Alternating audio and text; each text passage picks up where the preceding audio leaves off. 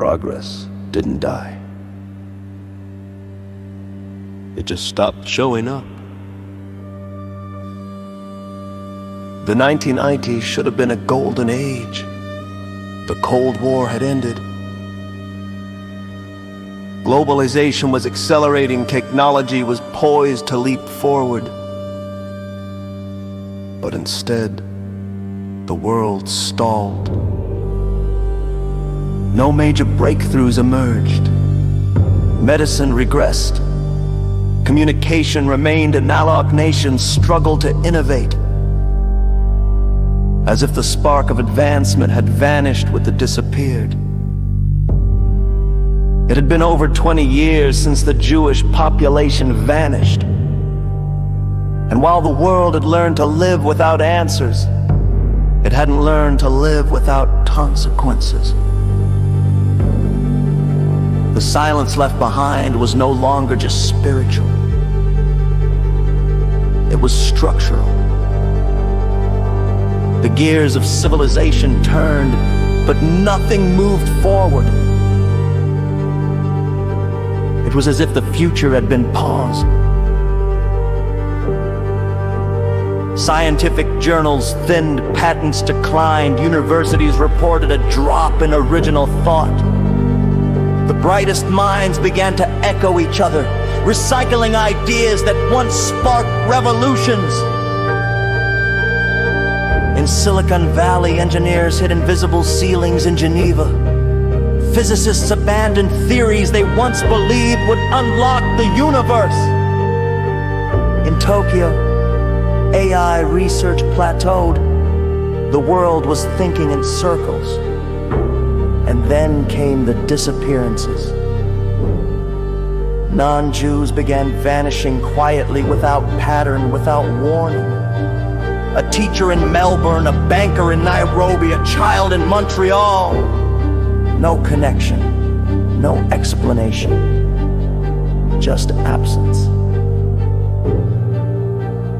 Governments denied it, media downplayed it, but the numbers whispered louder than any headline.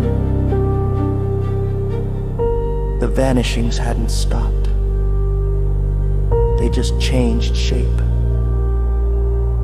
Religious interpretations intensified. Many Christians believed they'd been left behind. The book of Revelation was dusted off. Sermons turned apocalyptic. Spiritual panic spread like wildfire. In rural America, churches filled with weeping believers asking why they hadn't been chosen. In Europe, new sects emerged. Some preaching repentance, others demanding retribution. Meanwhile, extremist Muslim factions declared that Allah had defeated his ancient enemy. The Jewish absence was seen as divine victory. And now, they claimed it was time to conquer the Western world. Ideological warfare brewed beneath the surface, not with tanks or missiles, but with prophecy, paranoia, and psychological warfare. The world wasn't just stalled in progress. It was stalled in purpose.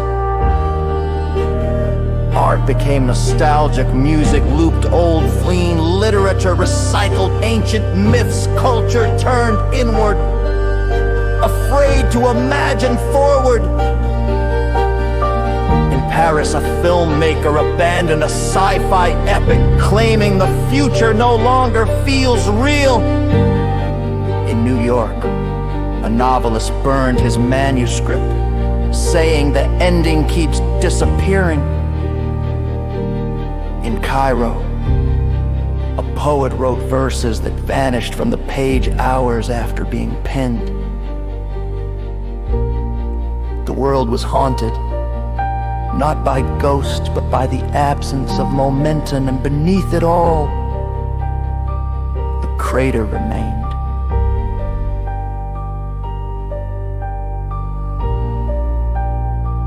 Still sealed,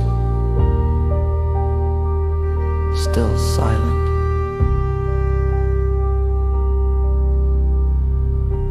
Satellites showed no change, but some claimed to see flickers, brief distortions in the atmosphere, a ripple, a shimmer, a glitch.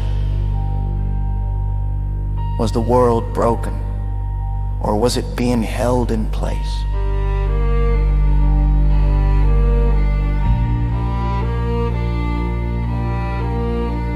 A few scientists proposed a radical theory that time itself had stalled, not stopped, not reversed, just stalled like a paused video, like a buffering signal.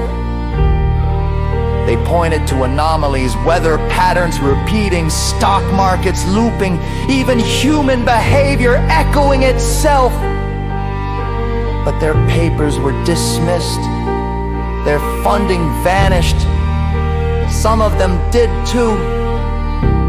And then came the whispers. A hidden force, a phantom intervention, something or someone was keeping the world from collapsing, but also keeping it from evolving. The watchers hadn't left, they'd simply changed tactics. Don't just trust the narrative, truth is layered and sometimes it's deliberately stalled. By the end of the decade, one truth remained. The world was no longer progressing. It was being preserved. But preserved for what? And by whom? End of the vanished line.